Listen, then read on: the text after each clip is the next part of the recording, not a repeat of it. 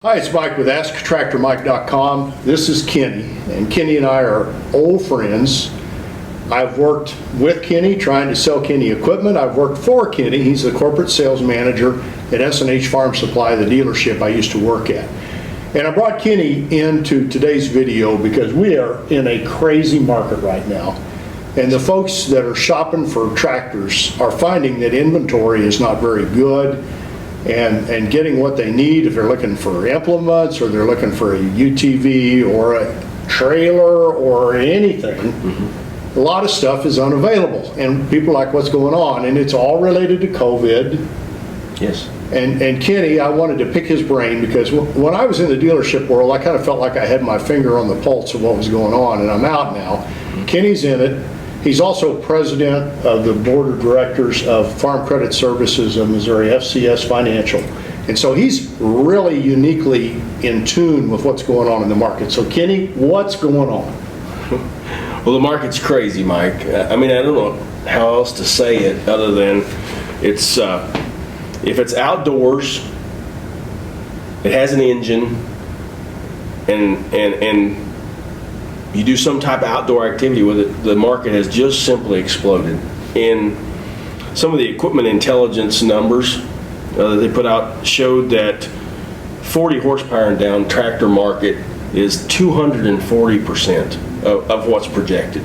And we're just simply in an environment where manufacturers are competing for resources. They're competing for logistics, shipping containers, ports, employees, raw materials, financing, and it's like the more expensive things get and the harder they are to find, the more customers want them. I kind of coined the term, it's an equipment gold rush.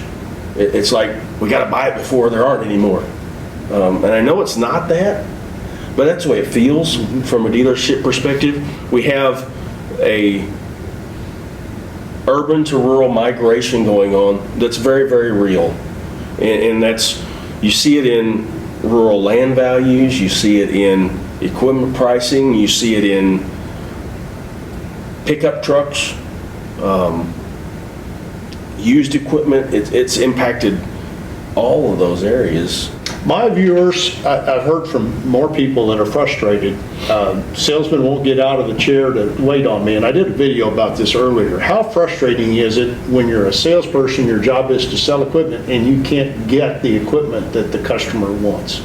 No, it's a tremendous frustration, and we've got about 20 salespeople, and I deal with it every day. Today, we did conference sales calls with our team, and part of that information was just about how are we managing through this inventory crisis.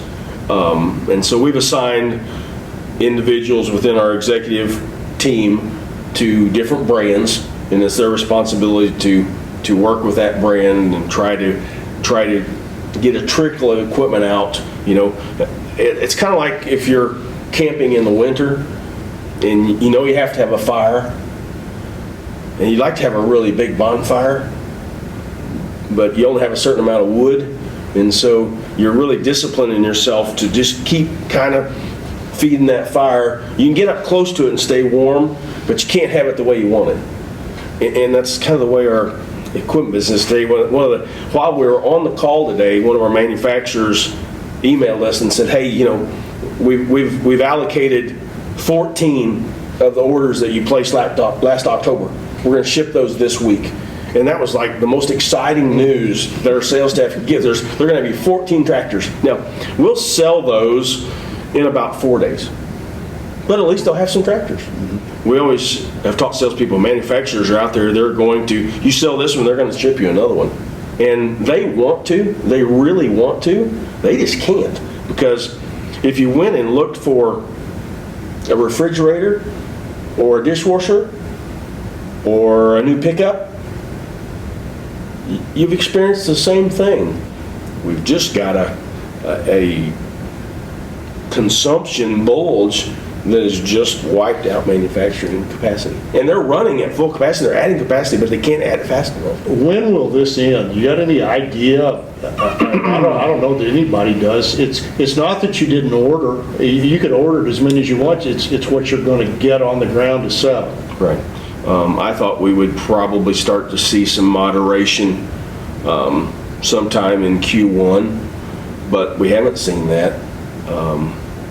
Like today in one of our utility vehicle brands, we have our list is 62 pre-sold units, 62 people we've transacted business with, and they said just when they call me when it comes in. And so if you're looking to have stock inventory, you're going to have to satisfy that need first before you ever have a stock unit. And I'm smart enough to know that I'm not the only business in that situation. So I'm in it, and my peers all across the nation and really globally are somewhat in the same scenario. So you take the issue I'm having, and everybody's pulling on the same rope. If you were a customer and you just moved out to the country, which a lot of people you mentioned earlier are doing, and you needed a tractor, what would you do? There's a trickle of equipment coming all the time. And so you educate yourself that this is the environment that we're in, okay? And there's a little shock because one thing, especially in America, our psyches have not dealt well with the idea that no matter how much money I have, I can't have what I want right now. And so that's the first thing that we have to deal with, is saying, okay, I can still have what I want at some point in time, okay? Or I can have something that's somewhat different, and it may get my job done, but it may not be exactly what I wanted. Am I okay with a little time? Is time more important to me, or is getting the exact thing I want more important to me? Because there's a number of dealers who will get you what you want, but it may be 6 or 8 months. And so what's the value of that time to you? When I say they, I'm talking about the manufacturers. The truth of it is that we accuse them of not wanting to share information. The right answer is they don't know. You know, they may have 99% of a tractor, but it may not have a steering wheel, or it may not have a battery. Just one thing is all It's just one thing that keeps it from being complete where they can ship it. Mm-hmm. As simple as it sounds, we just have to talk about it and think about it and find the right solution for each of us. You know, some customers at the end of the day, they're fine with waiting and getting what they want when it shows up. But it's mostly about just coming to terms that this environment is really real, and it's bigger than my local dealer, and it will end. And I'm curious if we hit a wall. You know, I kind of think that most things progress gradually until they find a tipping point, and then they suddenly change direction. And I think this is an environment that's likely going to be the same way. There's some risk in our world today.